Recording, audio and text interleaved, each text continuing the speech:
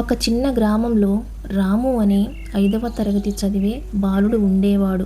అతను చాలా సాధారణ కుటుంబానికి చెందినవాడు. రాము చదువులో ముందుండేవాడు, కానీ కుటుంబ పరిస్థితి దీనంగా ఉండేది. ఒకరోజు పాఠశాల నుండి ఇంటికి వెళుతూ ఉండగా రోడ్డు పక్కన ఒక పర్సు కనిపించింది. రాము దాన్ని తీసుకొని చూశాడు. అందులో చాలా డబ్బు, ఒక రైతు వివరాలు ఉన్నాయి. రాము ఒక క్షణం ఆలోచించాడు. ఈ డబ్బు మన ఇంటికి ఎంతో ఉపయోగపడుతుంది, కానీ ఇది నా డబ్బు కాదు, ఎవరో పోగొట్టుకున్నారు అని అనుకున్నాడు. అతను ఆ పర్సులో ఉన్న వివరాలను చూసి ఆ రైతు ఇంటికి వెళ్ళాడు. అక్కడ ఒక వృద్ధ రైతు చాలా ఆందోళనగా కూర్చొని ఉన్నాడు. రాము అడిగాడు, తాతయ్య, మీ పర్సు పోయిందా? వృద్ధ రైతు ఆశ్చర్యంగా చూసి, అవును బాబు, అందులో నా పంట అమ్మిన డబ్బు ఉంది.